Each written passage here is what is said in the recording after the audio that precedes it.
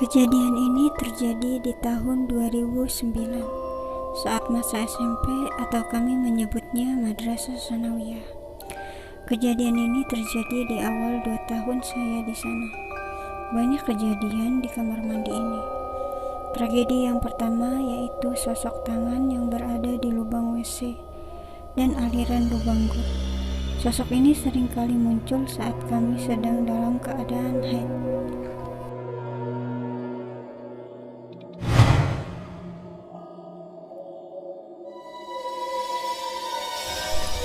Saat kami mencuci pakaian atau mandi serta buang hajat, posisi tangan ini seringkali muncul dari dalam lubang tersebut. Pernah ada satu kejadian di mana santriwati sedang mencuci pembalut dan mandi di dekat lubang aliran air. Ada sosok tangan memegang kakinya dan berusaha menariknya dari balik lubang tersebut. Kronologi kejadian ini terjadi pada saat saya sedang dalam keadaan haid dan tidak ikut sholat maghrib. Kira-kira mendekati maghrib, kami berlima hendak mandi. Saya dan kelima teman saya menunggu aliran air dinyalakan. Sore itu keadaan sedang padam lampu. Kami membawa lilin sebagai sumber penerangan. 5 teman saya sudah pergi ke kamar mandi duluan.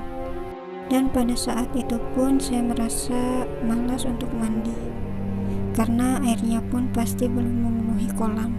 Juga banyak santri yang mengantri.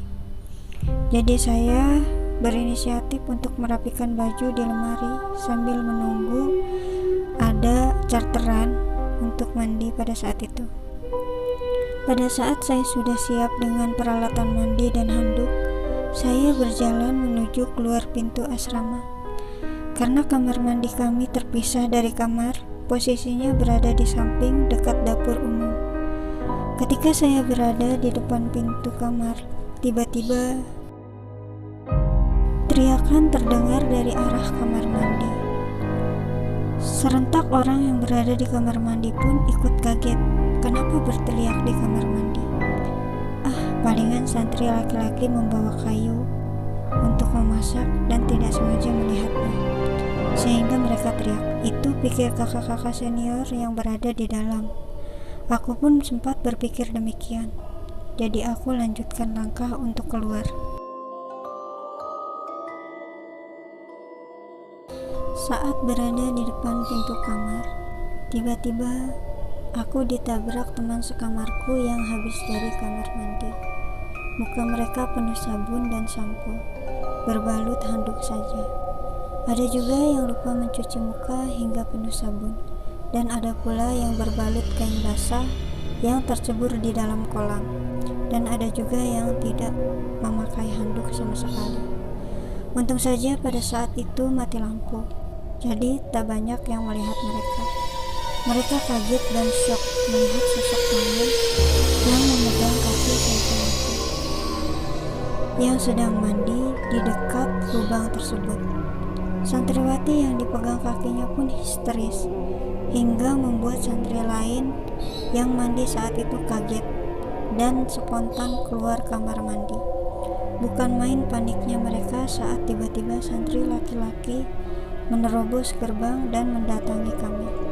Mereka yang belum sempat berpakaian ditutupi oleh santriwati lain, dan santri laki-laki pun pergi mengecek keadaan kamar mandi, depan dan belakang kamar mandi, karena mereka takut ada orang yang jahil mengintip.